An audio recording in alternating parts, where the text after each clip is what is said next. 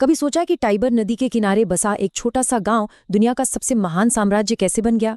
इसका राज सिर्फ लड़ाइयों में नहीं बल्कि एक बेहतर सिस्टम में छिपा है। एक ऐसा ब्लूप्रिंट जिसमें इंजीनियरिंग, आर्किटेक्चर और मिलिट्री ऑर्गेनाइजेशन का ऐसा जबरदस्त कॉम्बिनेशन था जिसने पूरी पश्चिमी सभ्यता की नींव रख दी। तो चलिए इस साम्राज्य के ब्लूप्रिंट को डिकोड करते हैं और समझते हैं कि कैसे एक सिस्टम ने इतिहास की सबसे बड़ी ताकतों में से एक को जन्म दिया। तो हम इस सफर में क्या क्या देखने वाले हैं? सबसे पहले हम रोम के रणनीतिक डिजाइन को समझेंगे, फिर हम उनकी कमाल की इंजीनियरिंग क्रांति को देखेंगे, उसके बाद उनकी उस ना रुकने वाली वॉर मशीन को जानेंगे और आखिर में उस विरासत के ब्लूप्रिंट पे नजर डालेंगे जो आज भी जिंदा है। तो एक साम्राज्य का हार्डवेयर कैसा दिखता है? रोम के लिए इसकी शुरुआत हुई उसकी लोकेशन से, और ये कोई इत्तेफाक नहीं था बल्कि एक बहुत ही सोची समझी रणनीतिक चाल थी। जरा इस नक्शे को देखिए। रोम को तो कुदरत ने ही एक किला बनाकर दे दिया था। ये शहर 7 पहाड़ियों पर बसा था, जिससे दुश्मनों के लिए इस पर हमला करना बेहद मुश्किल हो जाता था। और बीच से जो टाइबर नदी बह रही है, वो सिर्फ पानी का जरिया नहीं थी बल्कि ट्रेड और प्रॉस्पेरिटी की लाइफलाइन थी। सोच के देखिए, ये एक परफेक्ट कॉम्बिनेशन था। समुद्र से 16 मील की दूरी, मतलब समुद्री डाकुओं से पूरी सुरक्षा। टाइबर नदी ने उन्हें मेडिटेरेनियन के ट्रेड से जोड़ दिया, और वहां मिलने वाली ज्वालामुखीय चट्टान, जिसे टफ कहते हैं, उसने शुरुआती कंस्ट्रक्शन के लिए मुफ्त और मजबूत मटेरियल दे दिया। ये सिर्फ भूगोल नहीं था, ये किस्मत का एक स्ट्रेटेजिक मास्टर स्ट्रोक था। लेकिन एक शहर में 10 लाख लोगों को बसाना ये अपने आप में एक बहुत बड़ा चैलेंज था, और इसका जवाब था इंसुले। समझ लीजिए प्राचीन दुनिया के अपार्टमेंट ब्लॉक्स। हाँ, ये अक्सर लकड़ी के बने होते थे, भीड़-भाड़ वाले और खतरनाक भी। आग लगने का डर हमेशा बना रहता था। लेकिन इससे रोमन्स की मानसिकता का पता चलता है। प्रॉब्लम कितनी भी बड़ी क्यों ना हो, उसके लिए एक सिस्टम बेस्ड सॉल्यूशन ढूंढना। तो अगर शहर की लोकेशन हार्डवेयर थी, तो रोम का असली गेम चेंजर था उनका सॉफ्टवेयर। और मैं बात कर रही हूं उनकी क्रांतिकारी इंजीनियरिंग की, जिसने उन्हें ऐसी चीजें बनाने की ताकत दी जिनकी उस वक्त कल्पना भी नहीं की जा सकती थी। इस क्रांति के केंद्र में थी एक जादुई चीज, रोमन कंक्रीट। और इसका सीक्रेट इंग्रेडिएंट था एक खास मटेरियल, पोज़ोलाना नाम की ज्वालामुखीय राख। जब इसे चूने और पानी के साथ मिलाया जाता तो एक केमिकल रिएक्शन शुरू हो जाता था, और इससे जो कंक्रीट बनता था वो वक्त के साथ और भी मजबूत होता जाता था, यहाँ तक कि पानी के नीचे भी। इस एक इन्वेंशन ने आर्किटेक्चर के सारे नियम ही बदल दिए।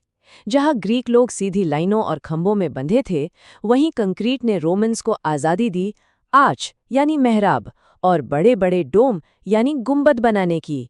ये सिर्फ इमारतें बनाना नहीं था, ये ऐसी विशाल खुली जगह बनाना था जो इससे पहले नामुमकिन थी। और इस टेक्नोलॉजी का सबसे बेहतरीन उदाहरण है रोम का पैंथियन। सोचिए, आज लगभग 2000 साल बाद भी इसका 43 मीटर का गुंबद दुनिया का सबसे बड़ा बिना सरियों वाला कंक्रीट का गुंबद है। ये इंजीनियरिंग का एक चमत्कार है। और उन्होंने इसे कैसे बनाया? ऊपर की तरफ हल्के मटेरियल्स का इस्तेमाल करके और बीच में एक ऑक्यूलस यानी एक खुली जगह छोड़कर, जो आसमान की तरफ एक खिड़की जैसी है। तो अगर पैंथियन इंजीनियरिंग का मंदिर था, तो कोलोसियम क्राउड मैनेजमेंट की एक मशीन थी।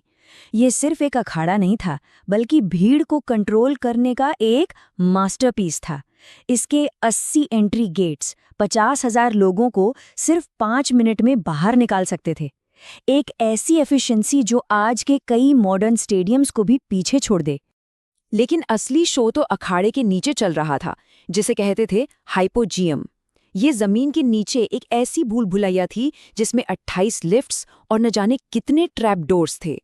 गुलामों की टीमें पुली और रस्सियों के इस कॉम्प्लेक्स नेटवर्क को चलाती थीं, और ग्लैडिएटर्स और जंगली जानवर जैसे जादू से जमीन से ऊपर स्टेज पर आ जाते थे। ये पर्दे के पीछे चलने वाला एक इंजीनियरिंग का शो था। अब आते हैं तीसरे हिस्से पर, एक ऐसी वॉर मशीन जिसे कोई रोक नहीं सकता था, क्योंकि ये शानदार बिल्डिंग्स न तो अपने आप बनी थीं और न ही अपनी रक्षा खुद कर सकती थीं। इन्हें बनाने और बचाने के लिए एक ह्यूमन सिस्टम की जरूरत थी, एक ऐसा सिस्टम जो किसी भी कंक्रीट से ज्यादा मजबूत था। रोमन लीजन, साम्राज्य का असली ऑपरेटिंग सिस्टम। रोमन सेना कोई एक बड़ी सी यूनिट नहीं थी, ये एक जिंदा ऑर्गेनिज्म जैसी थी, जिसे छोटी छोटी इंडिपेंडेंट यूनिट्स में बांटा गया था।